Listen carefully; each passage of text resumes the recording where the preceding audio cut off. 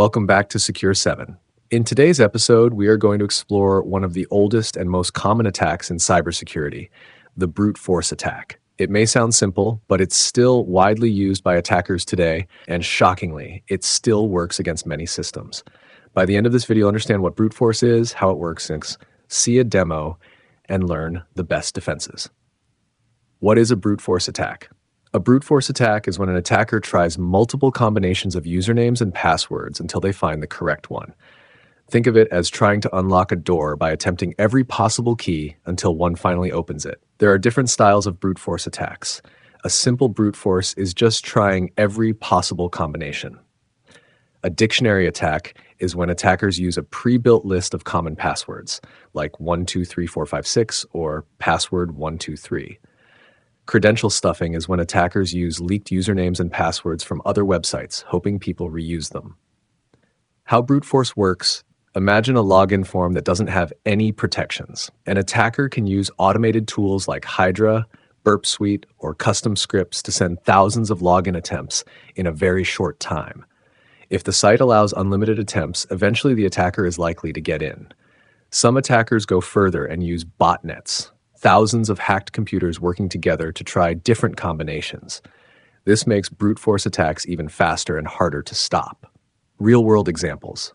Let's look at some real-world cases where brute force was used.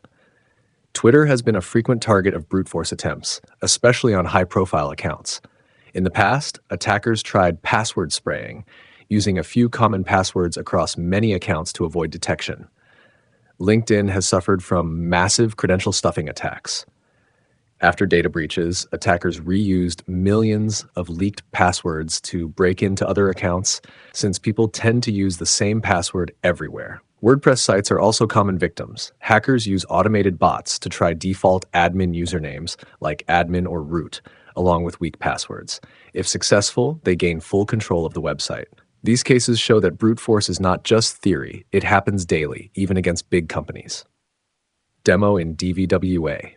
Now let's see how a brute force attack works using DVWA, the Damn Vulnerable web application. Step 1. We log into DVWA and set the security level to low. Step 2. Go to the brute force section. We see a simple login form asking for username and password. If we try a random guess like admin and password, it fails. But since the application doesn't block us, we can keep trying.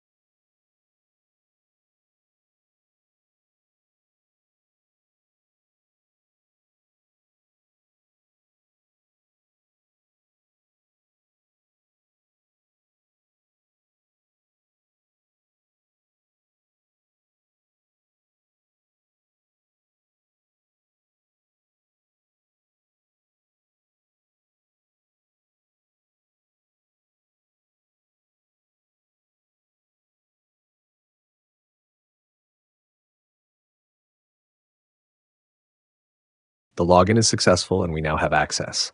This demonstrates how easy brute force can be when protections are missing.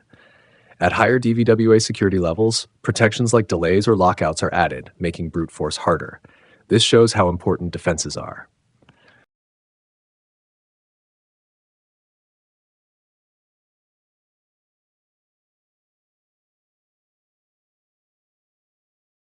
Why brute force still works. You may wonder why such a simple attack still works in 2025. The answer is weak passwords and lack of protections. Many users still use passwords like QWERTY or Welcome13. Many systems still don't have two-factor authentication, and some developers don't add basic defenses. Attackers know this and take advantage of it. How to defend against brute force. Now let's talk about defenses.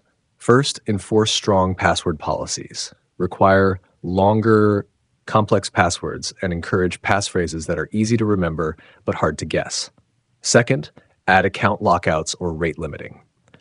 After a few failed attempts, temporarily block the account or slow down responses. Third, implement CAPTCHA challenges to stop automated bots. Fourth, always enable multi-factor authentication. Even if a password is guessed, the attacker still needs the second factor. Fifth, monitor login attempts. If you see hundreds of failed logins from the same IP, block it. Finally, educate users about password reuse. If one site is hacked, attackers shouldn't be able to reuse the same password everywhere. Recap and conclusion. Brute force attacks are simple but powerful. We learned what they are, how they work, saw examples, ran a DVWA demo, and discussed defenses.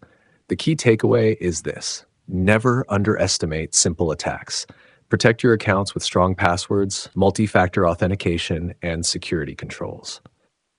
That's it for today's episode on brute force attacks. If you found this useful, hit like, share it with your friends, and subscribe to Secure 7 for more cybersecurity lessons. And don't forget to check out our Ethical Hacking Basics course on the channel. Thanks for watching, and stay secure.